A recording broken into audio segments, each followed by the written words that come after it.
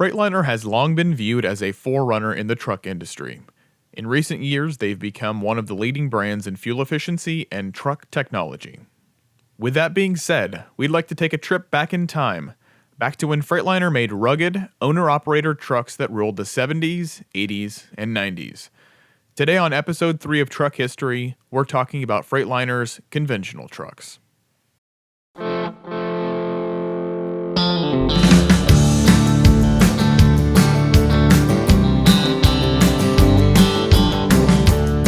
Before we get into the history of the FLC and FLD models, we need to cover the history of Freightliner as a company.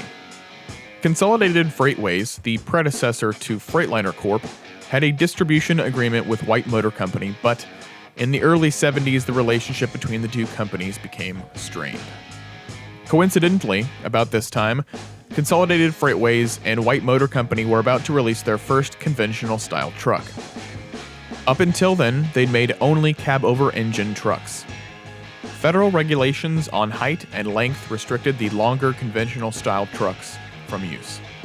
Thankfully, many regulations were lifted or redefined later in the 70s, which allowed larger conventional trucks to prevail because of their smoother ride and more comfortable cabs. The first conventional-style truck Freightliner produced was the FLC 120 in 1974. At its release, it was called the WFC-120 for White Freightliner Conventional with 120-inch bumper-to-back of cab. But after White and the new Freightliner Corp split up, the model was renamed the FLC-120 for Freightliner Conventional. These trucks featured aluminum hoods to save weight and allow easier access to the motor. Consolidated Freightways, who was a traditional unionized carrier, was under a lot of financial pressure in the early 1980s, a time of deregulation. At the same time, Daimler-Benz had been eyeing the Freightliner brand for some time because of the success of the FLC series. In May 1981, Daimler-Benz bought Freightliner Corp. From Consolidated Freightways.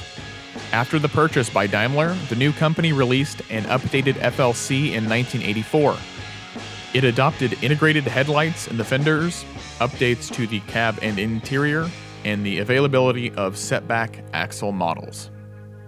The year after, 1985, saw the release of their new FLC 112 models, which were a medium conventional truck that featured a shorter bumper-to-back of cab length of 112 inches. The new FLC 112 used the passenger portion of the cabin from the then recently introduced Mercedes-Benz LK, signifying that Daimler had its hands in the design and manufacture of the truck. This is a defining moment in Freightliner's history because afterwards, their trucks would feature more and more Mercedes cabin features. In the early to mid-80s, Freightliner began to notice a shift in industry and customer demands moved from cabovers to conventional, longer hood trucks. In response to this change in the market, Freightliner engineers adapted and begun working tirelessly on their first ever aerodynamic conventional tractor, the FLD.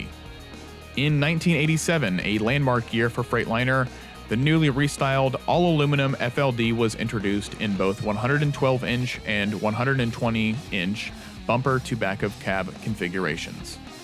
Shortly after its release, it becomes North America's best-selling Class 8 truck.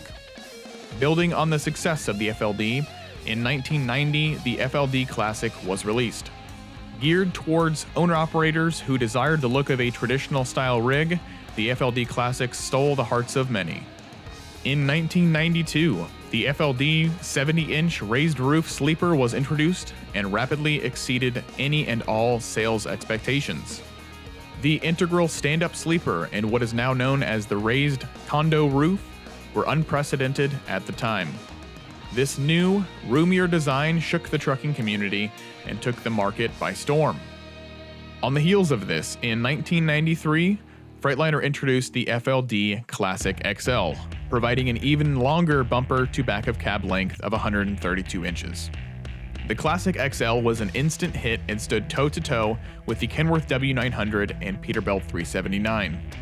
The Freightliner Classic was so popular, it was featured in many movies and TV shows, including Disturbia, Tenacious D and the Pick of Destiny, Dukes of Hazzard, and Forensic Files. But all good things must come to an end, and as the FLD model sales dropped in the early 2000s, Freightliner looked for ways to retire their owner-operator trucks.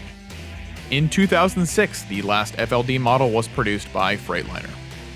The FLD Classic and FLD XL models weren't far behind and were also phased out of production circa 2010. Since the production of the Classic and Classic XL models, Freightliner has continued to move closer and closer to what many consider to be more of the aero-truck look.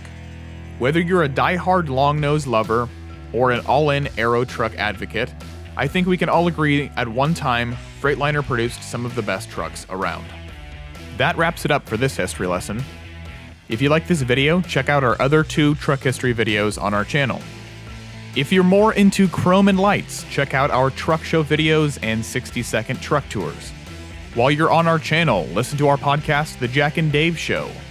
If you liked the photos in this video, check out our photo gallery on jackschromeshop.com, and while you're there, use promo code YouTube to save 15% on anything in our Chrome store, including grills, visors, lights, metal polish, and more. Our next history video is all about Mack trucks, so make sure you like and subscribe so you'll know when that is released. Thank you so much for watching, and remember, if your rig don't shine, you don't know Jack.